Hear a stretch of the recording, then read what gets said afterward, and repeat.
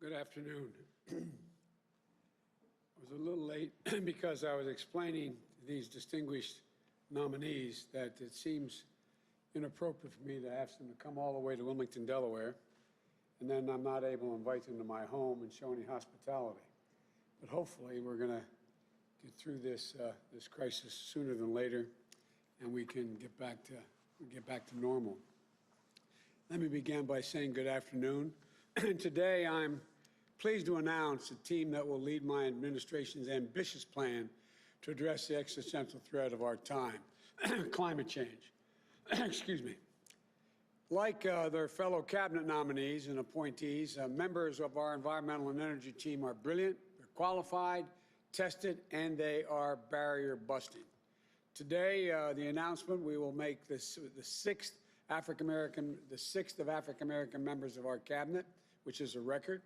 After today, our cabinet won't just be one or two precedent-breaking appointments, but 12, including today's long overdue appointment of the first Native American cabinet secretary.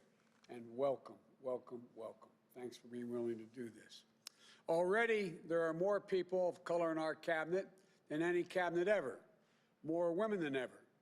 The Biden-Harris cabinet, it will be historic.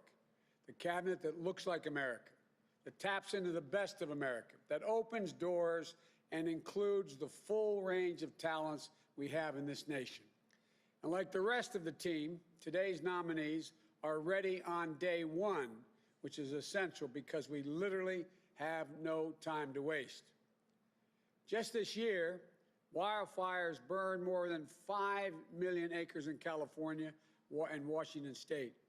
Across the West, they're roughly the size of the entire state of New Jersey, literally burned to the ground. Intense and powerful hurricanes, tropical storms pummeled Florida, Louisiana, North Carolina, across the Gulf and along the East Coast. Record floods, hurricane-speed windstorms, and severe droughts ravaged the Midwest. And more Americans see and feel the devastation in big cities, small towns, on coastlines and in farmlands, in red states and in blue. Look, billions of dollars in damage, homes and memories washed away, small businesses closed for good, crops and farmlands destroyed for the next generation of family farmers. And just last year, the Defense Department reported that climate change is a direct threat to more than 2/3 of our military operational critical installations in the world, particularly in the United States. And this could well be a conservative estimate. And so many climate and health calamities are colliding all at once. It's not just a pandemic that keeps people inside, it's poor air quality.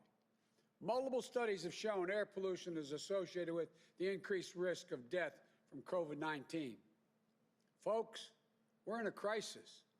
Just like we need to be a unified nation in response to COVID-19, we need a unified national response to climate change. We need to meet the moment with the urgency it demands, as we would during any national emergency. And from this crisis, from these crises, I should say, we need to seize the opportunity to build back and build back better than we were before.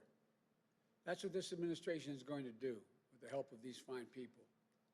You know, when we think about climate change, we think jobs, good-paying union jobs.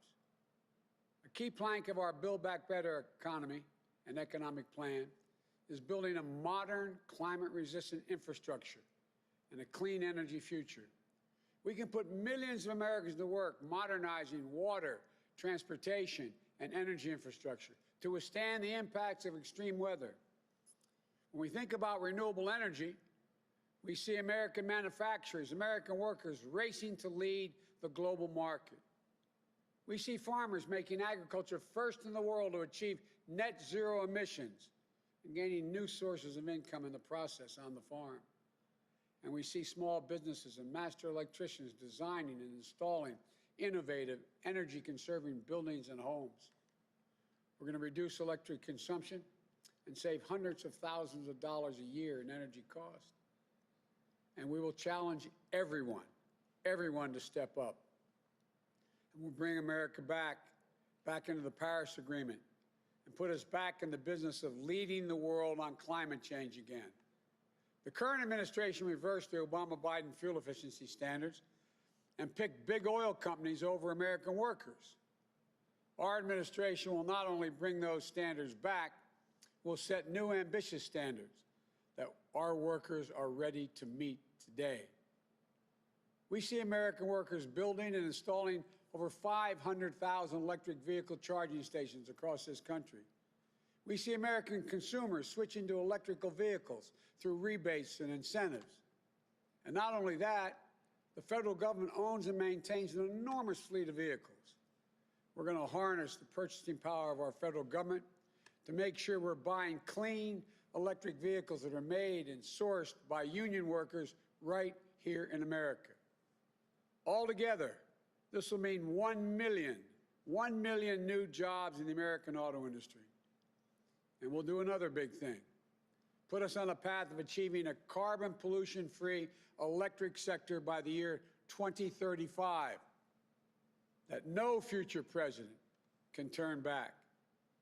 Transforming the American electric sector to produce power without carbon pollution will be the greatest spur to job creation and economic competitiveness in the 21st century, not to mention the benefits to our health and our environment. We need to get to work. We got to get to work right away. We'll need scientists at national labs, land-grant universities, historic black colleges and universities to innovate the technologies needed to generate, store, and transmit this clean energy. We'll need engineers to design them, workers to manufacture them. We'll need iron workers and welders to install them. That's how we're going to become the world's largest exporter of these technologies, creating even more jobs. We know how to do this. The Obama-Biden administration reduced the auto industry and, or should I say, rescued the automobile industry while reducing pollution and at the same time helped them retool. We made solar energy cost competitive with traditional energy, weatherized more than 1 million homes. The Recovery Act made record clean energy investments, $90 billion, on everything from smart grid systems to clean energy manufacturing. And we're going to do it again, but this time bigger, faster, and better than before. We're also going to build 1.5 million new energy-efficient homes and public housing units that will benefit our communities 3 times over by alleviating the affordable housing crisis, by increasing energy efficiency, and by reducing the racial wealth gap linked to home ownership. We're going to create more than 250,000 jobs right away to do things like working toward plugging the 3,200,000 abandoned oil and gas wells that the EPA says pose an ongoing threat to the health and safety of our communities. There are going to be good-paying union jobs doing that. We're going to launch new modern-day civilian climate corps to heal our public lands and make us less vulnerable to wildfires and floods. And I believe that every American has a fundamental right to breathe clean air and drink clean water. But I know that we haven't fulfilled that right. No, we haven't fulfilled that right for a generation or more in places like Cancer Alley in Louisiana, or right here in my state along Route 9 and the Delaware Corridor.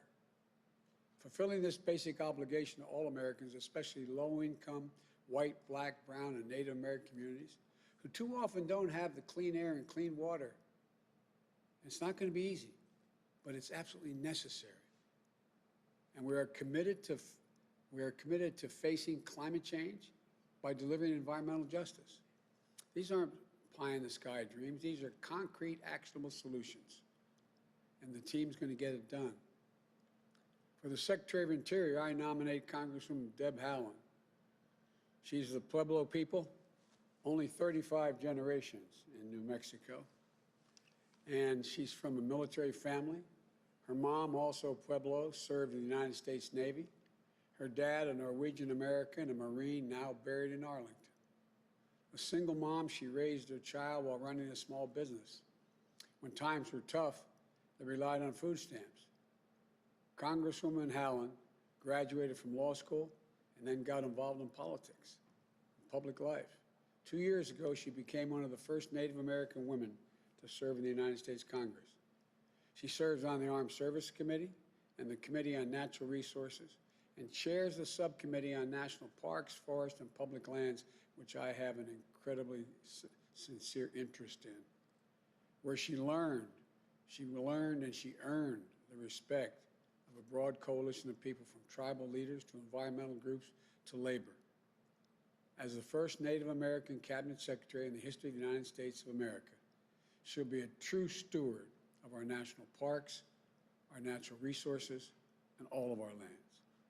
The federal government has long broken promises to Native American tribes who've been on this land since time immemorial. With her appointment, Congresswoman Howland will help me strengthen the nation-to-nation relationship, and I'm honored to accept that she's been willing, when I called her, to accept this critical role. Again, Deb, thank you for doing this. For Secretary of Energy, I nominate Governor Jennifer Granholm. First woman, where's Jennifer? Back there. She's a great friend as well. First woman to ever serve as governor of Michigan. In 2009, she faced the collapse of the defining industry of her state and our nation. But I saw firsthand how she responded. She bet on the auto workers. She bet on the promise of a clean energy future. Her leadership helped rescue the automobile industry in the United States of America, helped save 1 million American jobs, and helped bring Detroit back. Governor Granholm is just like the state she's led so efficiently and effectively for 8 years.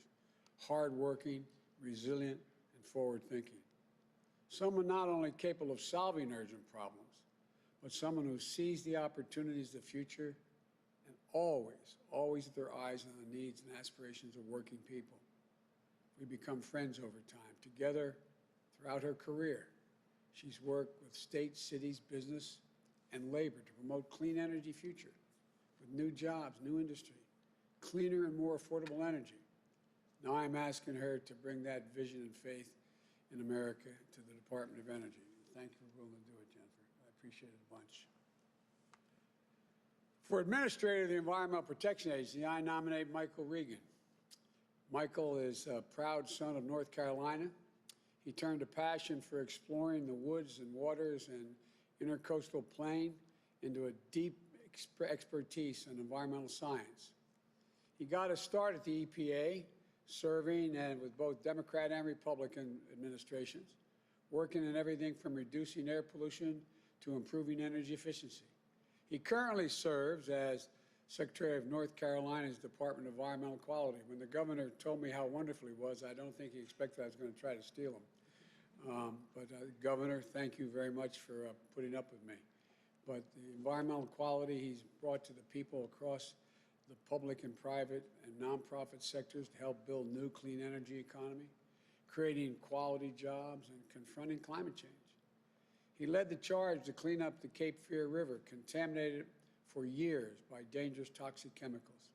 He created North Carolina's first board of its kind to address environmental justice and equity. It helps lift up frontline and fence line communities. They're those communities that live along, literally have fences separating them from the plants that are polluting, chemical and other plants that are polluting. Helps lift up those frontline and fence lines communities who carried the burdens of industrial progress for much too long without sharing in any of the benefits. Michael would be the second African-American official and the first African-American man to serve in this position.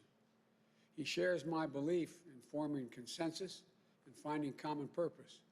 He's a leader who will respect the EPA's place as the world's premier environmental protection agency and reassert that as the world premier agency that safeguards our entire planet, protects our lives, and strengthens our economy for all Americans. And to chair the Council on Environmental Quality, I nominate Brenda Malloy, an accomplished public servant, brilliant environmental lawyer, daughter of a working-class family who has dedicated her life to solving the most complex environmental challenges facing America. She served in both Democratic and Republican administrations, helping safeguard our public lands, helping helping communities manage the natural resources responsibilities. Chair of CEO, Council of Economic Quality, I'm asking her to coordinate our environmental efforts across the entire federal government to solve some of the most persistent environmental problems America faces today. Brenda would be the first African-American official to hold this critical position. We are fortunate that one of the most widely respected environmental leaders in the country accepted the call to serve again. Thank you. Thank you, thank you, thank you. To serve as the first ever National Climate Advisor. By the way, when we were in the back, we were talking about the environment, and I turned and said that this particular person's forgotten more about the environment than most people know. I wasn't sure she was going to do it, but the first ever National Climate Advisor led the newly formed White House Office of Domestic Policy. I'm appointing Gina McCarthy. Gina was the former EPA administrator. In this role, she led the office, and it shows how serious I am to ask her to come back, but it shows how committed she is to be willing to come back. Gina's got more than 20 years of experience, and she's a policy wonk and a people person, a problem solver and a coalition builder. As EPA administrator, she was instrumental in carrying out the Obama-Biden Climate Action Plan, reducing greenhouse gas emissions, getting toxins out of the air we breathe, conserving critical water sources. She led our effort to help lower carbon emissions of existing power plants and power plants of the future. And by doing the necessary work here at home, she helped us rally the world around the Paris Climate Accords. Today, I'm asking her to take a singular focus on carrying out the ambitious climate agenda here at home and working with my special envoy, former Secretary of State John Kerry, who leads our climate effort around the world. I'm grateful that she agreed to do it. I'm looking forward to working alongside her again. I used to drive her crazy when I was vice president, always calling, asking all these questions. And she's thinking, my God, what's he going to do as president? But, and to serve as our National Climate Advisor, I appoint Ali Zaidi, excuse me. And Ali, you can call me Bidden. If I mispronounced your last name, I apologize. He served as the top climate advisor to President Obama and me in the Office of Management and Budget and the Domestic Policy Council. He helped draft and implement our climate action plan and secure the Paris Climate Agreement. He currently serves as New York's Deputy Secretary of Energy and Environment and the state's chairman of Climate Policy and Finance. He's helping to create jobs generating solar and wind power, jobs building electric charging stations, and a more modern grid of bold climate action grounded in science, economic, and public health. And he's an immigrant from Pakistan who grew up in the Rust Belt outside of Erie, Pennsylvania. I was from the better part of the state, Northeast. You know, we're Scranton and Pittsburgh area, you know. But all kidding aside, he knows we can beat climate crisis and we can do it with jobs. He knows we can deliver environmental justice and revitalize communities as well, too often overlooked and forgotten. And every day he'll walk into the White House knowing the world is looking for America to lead. I say to each one of you, thank you for answering the call, and thank you to your families. We could not do this without them. We couldn't do it without you. To the career civil servants at the agencies, I know many of you have felt forgotten for a long time. We look forward to working with you to once again carrying out your department's mission and honor the integrity of the offices and the organization you're involved with. And to the American people, yes, the goals I've laid out are bold. The challenges ahead are daunting. But I want you to know that we can do this. We must do this, and we will do this. We are America. There's nothing we can't do, and we do it together. So I say again to all of you, God bless you all. May God protect our troops. And now I'm going to turn this to the team, starting with our next Secretary of Interior, Congresswoman Deb Howland. Deb, the floor is yours once they turn off the... There you go.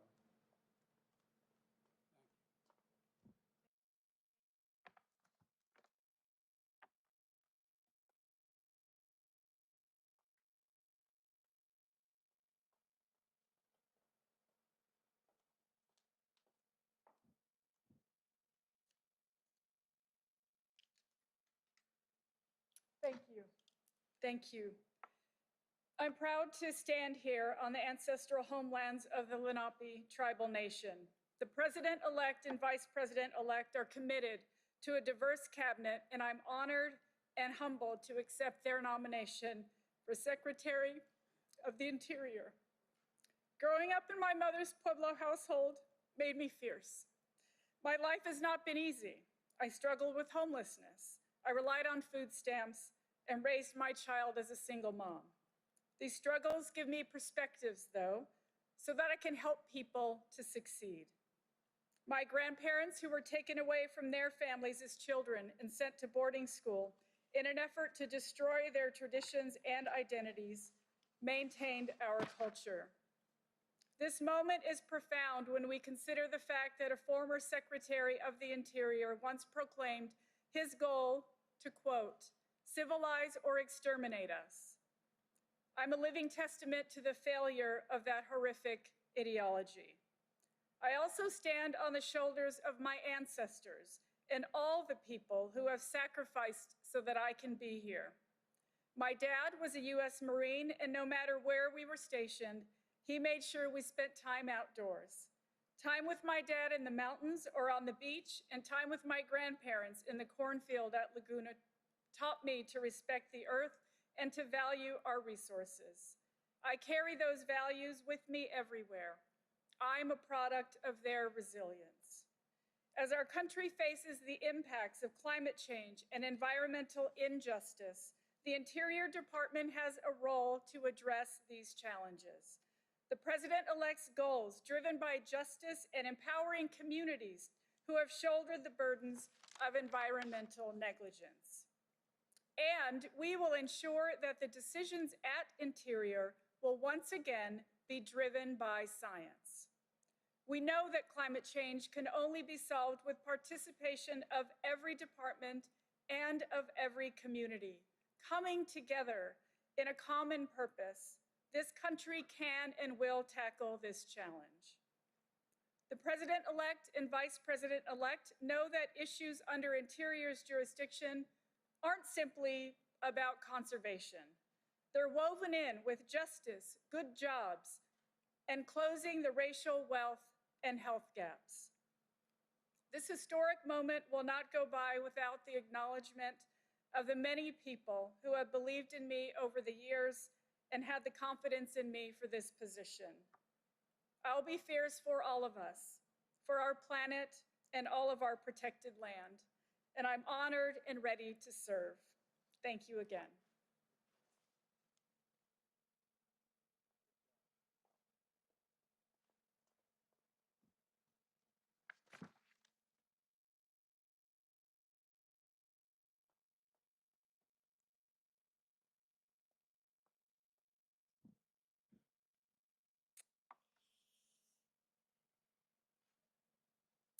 Mr. President-elect, Madam Vice President-elect,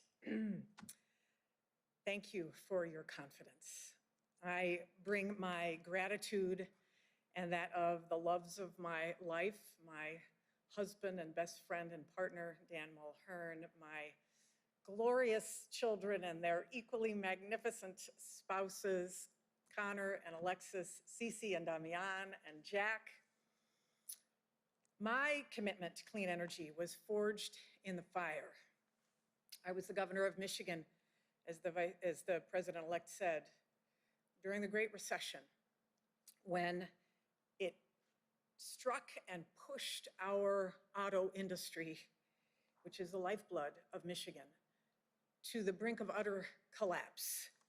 Workers were losing their jobs through no fault of their own. Banks wouldn't lend. People were losing their houses. Our unemployment rate in Michigan was 15%. In Detroit, it was 28%. But then, thankfully, as now, help was on the way. Joe Biden and the Obama administration worked with us to rescue the auto industry and the million jobs that are attached to it. They worked with us to retool and electrify Detroit for the future, of course, and to diversify Michigan's economy on the premise of this promising future in clean energy. So today, in the midst of another harrowing crisis, clean energy remains among the most promising jobs and economic growth sector in the world. Over the next 2 decades, countries and companies are going to invest trillions, not just billions, trillions, in electric cars and batteries and wind turbines and solar panels and energy-efficient appliances and energy-efficient buildings. They're going to upgrade their electric grids using smart technology. Millions of good-paying jobs are going to be created, millions. But where? Where will those jobs be? Are they going to be in China or in the other countries that are fighting tooth and nail to corner the market on this hopeful electric and clean energy future? Or are those jobs going to be here in America? The path to building back better starts with building and manufacturing and deploying those products here, stamping them made in America and exporting them around the world. We can win those jobs for American workers with the right policy. We can. And I know what those jobs will mean for both the planet and for those workers and families. I'm proud to have been a U.S. citizen now for 40 years, but I arrived here as a Canadian immigrant at age 4, brought by parents seeking opportunity.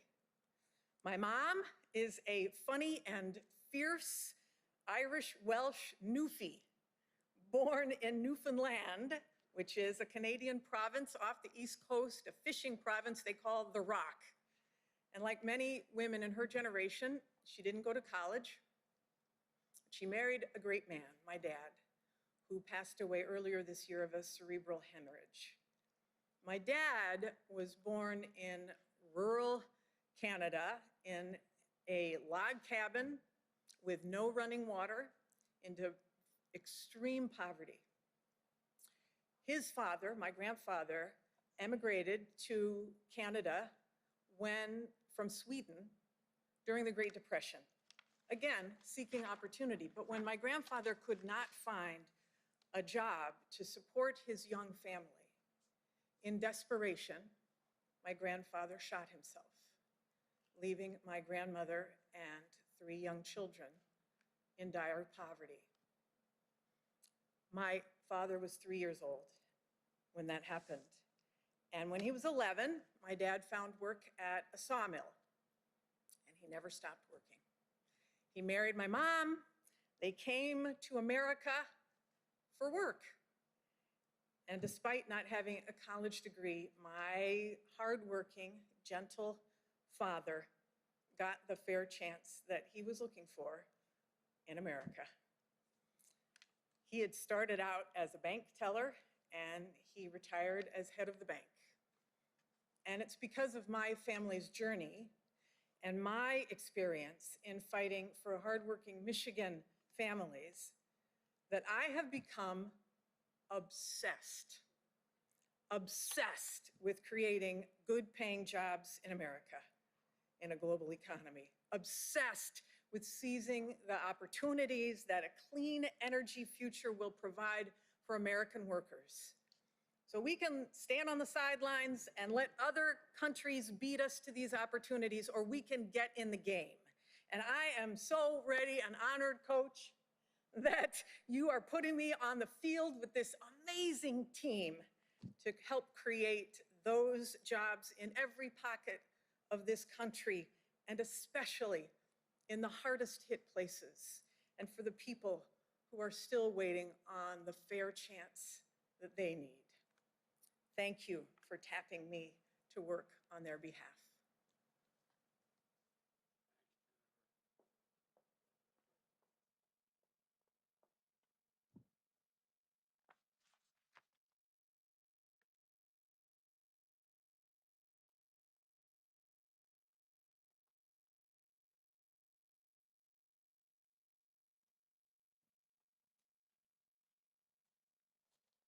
Mr. President-elect, Madam Vice President-elect, thank you for this opportunity. Growing up as a child, hunting and fishing with my father and grandfather in eastern North Carolina, I developed a deep love and respect for the outdoors and our natural resources. But I also experienced respiratory issues that required me to use an inhaler on days when pollutants and allergens were especially bad. I've always been curious about the connections between our environment and our health, how the world around us contributes to or detracts from our enjoyment of life. So after completing my education in environmental science, there was one place in particular that I wanted to work, the EPA. When I started that first summer internship, I never imagined that one day I would be nominated to lead an agency as its administrator. So this opportunity, well, it's a dream come true. Since the start of my career, my goals have been the same: to safeguard our natural resources, to improve the quality of our air and our water, to protect our families and our communities, and to help them seize the opportunities of a cleaner, healthier world. Now, I'm honored to pursue those goals alongside leaders who understand what's at stake. When President-elect Biden called out the plight of the fence-line communities during the campaign, he made it clear that we would no longer just deal with the issues up to the fence line of these facilities, but that we would actually see the people on the other side of those fence lines. He's already backed up that commitment by assembling a team that reflects America. And I'm proud to join the Vice President-elect as a fellow HBCU graduate in this administration. Together, this team will ensure that environmental justice and human impacts are top of mind as we tackle these tough issues. After nearly a decade at the EPA, I know firsthand the remarkable dedication and talent of those career staff. And as a state official, I understand how actions from EPA can help or hurt local efforts. We're going to ensure that EPA is once again a strong partner for the states, not a roadblock. We will be driven by our convictions that every person in our great country has the right to clean air, clean water, and a healthier life, no matter how much money they have in their pockets, the color of their skin, or the community that they live in. We will move with a sense of urgency on climate change, protecting our drinking water, and enact an environmental justice framework that empowers people in all communities. But we also know that these challenges can't be solved by regulation alone. And we also know that environmental protection and economic prosperity, well, they're not mutually exclusive. They go hand in hand.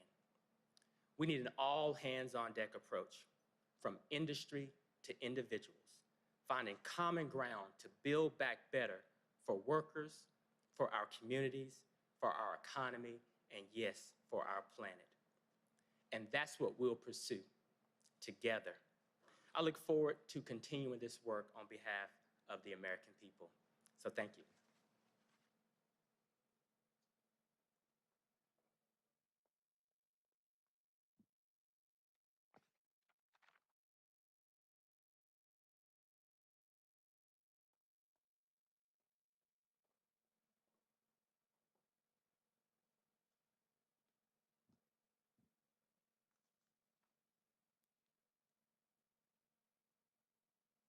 Good afternoon. Mr. President-elect, Madam President-elect, Madam Vice President-elect, I am honored and humbled by the trust you've placed in me, and I look forward to getting to work with this incredible team. I'm especially grateful for the chance to return to public service at a time when agency personnel are looking for optimism. And so many communities are struggling under the weight of persistent, interwoven crises. I know firsthand the challenges that everyday people face when one unexpected illness or expense can upend the economic stability of a family. I grew up in the working class community of Waterbury, Connecticut, a town not so different from Scranton, Pennsylvania. I know the faces of the marginalized, and I appreciate the challenges of urban pollution. While the words climate change and environmental injustice were not part of the vernacular back then, the evidence of their impacts was all around. In that setting, there was plenty of opportunity to work to make a difference in people's lives. For my parents, and particularly my father, dedication to tackling community challenges was vitally important. Service in all its forms was essential. They taught me to be a problem solver, to recognize that each of us is blessed with different talents, and we are all called to bring those gifts to bear in wherever we are, to work with anyone and everyone to make things better in communities that we share. This has been the driving force and the guiding principle of my journey. I earned a high school scholarship that changed the course of my life. I became the first person in my family to go to college. I attended law school, and at each stage, I was aware of how different the world I came from was from the one I was entering. I didn't set out to specialize in environmental issues, but once I started, I was always mindful of the practical implications of the decisions. As a staffer at the Connecticut Commission on Human Rights, I learned that environmental protection and ensuring the health and well-being of all communities had to be reconciled. It is essential that we deploy smart and humane policy to help communities pull themselves back from the edge and improve the health, security, and prosperity of all people. The Build Back Better plan is poised to breathe new life into the Council on Environmental Quality.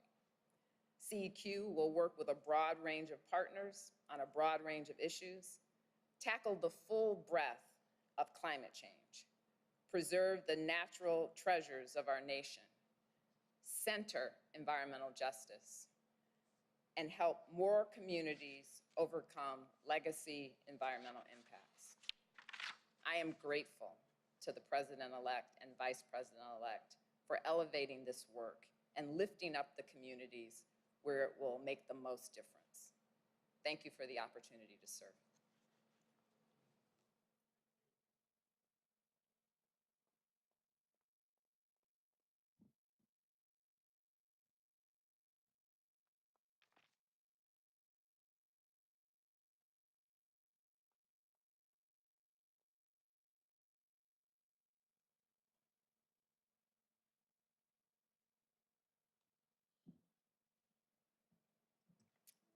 Mr. President-elect, Madam Vice President-elect, thank you so much for this opportunity to serve and to work beside and with this incredibly talented team. You know, the issues I've been taking on in this role are very personal to me, and they have been for as long as I can remember. As keen listeners, you may already have guessed that I grew up in and around the city of Boston. My dad was a teacher in the Boston school system for more than 40 years, and my mom waitressed at local donut shops. You know, looking back, I guess we were a lower middle class family, but we didn't know it. Instead of expensive vacations, my sisters and I did our adventuring in our own backyards, playing in the woods. Oops, I take that off. Playing in the woods and around ponds in our hometown. A beach day for my family was a swim in Boston Harbor. And at that point in time, it meant coming out of the water with oil and other things stuck to our skin. So we'd have to dry and clean ourselves all at the same time. Well, that was back in the 60s, before the first Earth Day. But we managed, and Boston Harbor today is terrific. But all I can think of is back when I was in grammar school, and the nuns used to jump up and say, run, close the windows in your classrooms, because when the rubber factory across the street started to spew chemical stenches into the air, it would come wafting into our classroom. And that smell kept us from recess more days than I or my teacher ever cared to remember. So I figured out early that there was just an intrinsic connection between our environment and our health. And that understanding drew me into a very long career of public service, which I will never regret and always cherish. And I did it because I was trying to help families and communities just like mine, and those who are facing certainly much steeper and more insidious legacies of environmental harm, so they could overcome the challenges that were holding them back. Environmental protection is part of my moral fiber. It's what I live for.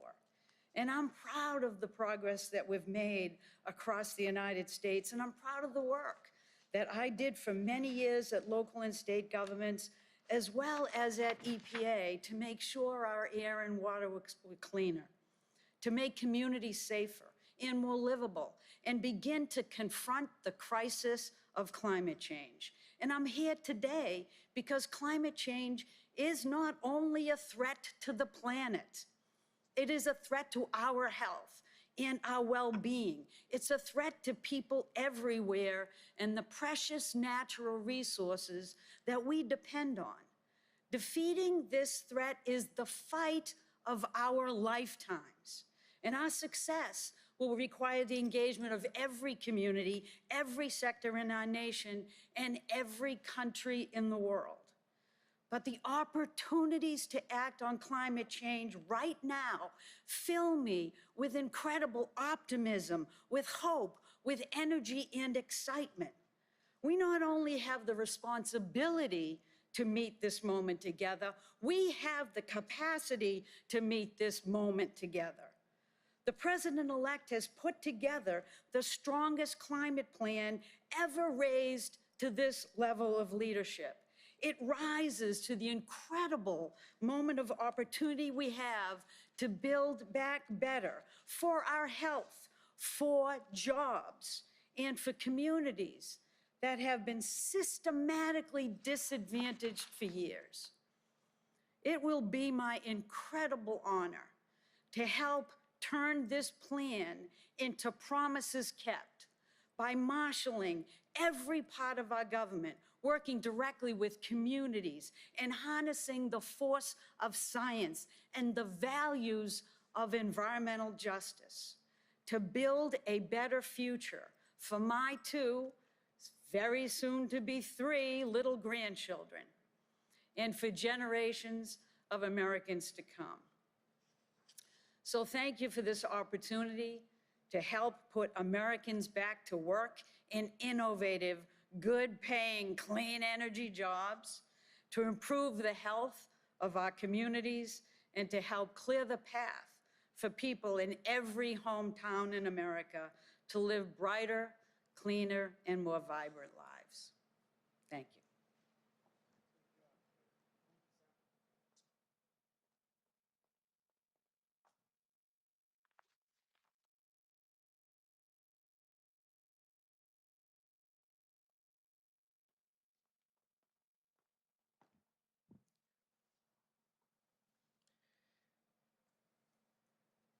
Thank you, President-elect Biden and Vice President-elect Harris.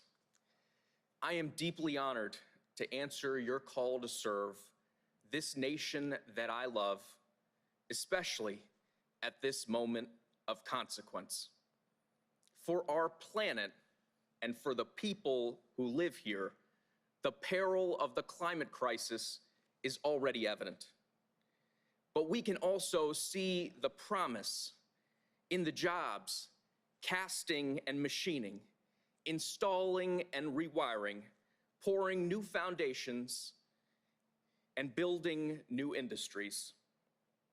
And in the possibility of repairing communities, hurt, places where pollution has been heavy and opportunity has never quite reached.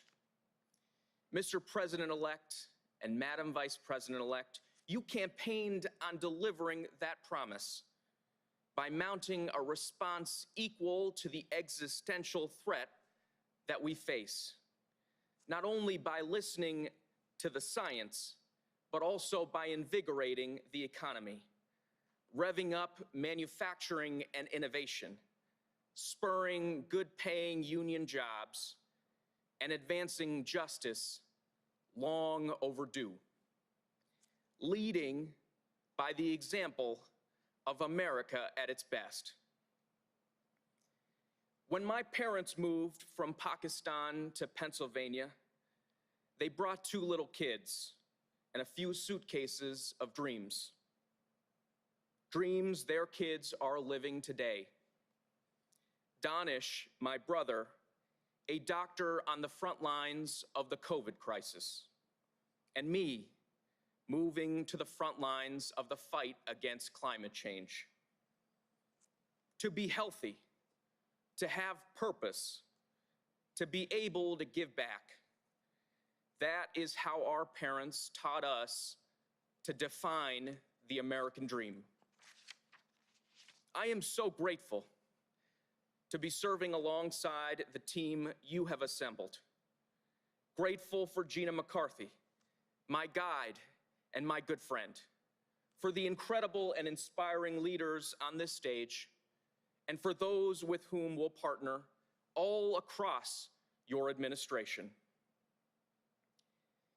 This has been a trying year for all Americans, marked by so much loss. But throughout, you, sir, have been there for us. And when the pandemic hit closer to home, you were there for me. Mr. President-elect, that is who you are, a person of faith and family, of decency and goodness. Your leadership gives me hope. My students, scientists imagining and inventing, they give me hope. Young organizers mobilizing and advocating, they give me hope. And together, I know we will meet this moment. Thank you, and God bless you.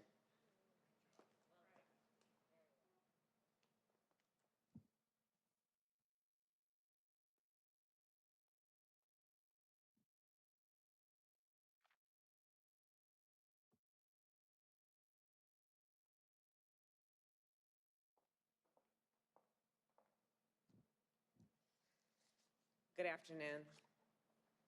A few months ago, as wildfires raged across the West, I traveled home to California. What I saw on that trip, and so many others in recent years, was heartbreaking. Charred playgrounds, homes and neighborhoods in ashes, firefighters battling fires while their own homes burned to the ground. My brother-in-law is actually a firefighter in California as well. Some of the most toxic air anywhere in the world. 2 years ago, in 2018, when I visited communities like Paradise, California, that had been devastated by wildfires, that year's fire season was considered the worst in California's history. This fire season was even worse. The worst in California's history and America's history. And of course, fires are only one symptom of our growing climate crisis. In recent years, families across the Midwest have experienced historic flooding, while families all along our coast have endured some of the most active hurricane seasons on record. They only name a storm if it's particularly dangerous. This year, we had more named storms than ever before. Our climate crisis is not a partisan issue, and it is not a hoax. It is an existential threat to all of us, particularly poor communities and communities of color who bear the greatest risks from polluted air, polluted water, and a failing infrastructure. Many years ago, 15 years ago, when I was district attorney in San Francisco, I created the first environmental justice unit in the city, and it was one of the first in our country. Because I believed then, as I do now, everyone has a right to breathe clean air and drink clean water. And of course, so does our President-elect Biden. Part of the reason I was so proud to join Joe Biden as his running mate was because he was proposing one of the most ambitious climate plans in history. A plan to secure carbon pollution-free electricity by 2035. A plan to achieve net zero emissions no later than 2050. A plan to invest in a clean energy future and create millions of good-paying union jobs along the way. And the team that President-elect Biden and I are announcing today will help make that plan a reality. These are some of our country's most seasoned public servants and climate experts. They have experience mastering the most effective ways to get things done when it comes to climate change. They recognize the importance of bringing together the private sector and organized labor together with government to meet these challenges and to confront this crisis head-on with our allies and partners around the world. And they are compassionate leaders who understand that ultimately, addressing climate change is about building safer communities and healthier communities and thriving communities for all Americans. These public servants reflect the very best of America, and they are the team we need to meet this urgent challenge. In his 2015 encyclical, the Holy Father Pope Francis wrote, quote, "Humanity still has the ability to work together in building our common home. Starting on January 20th, we will work to heed those words and come together here in our country and around the world to build and protect our common home for generations to come." Thank you, Mr. President-elect, for this day. Thank you.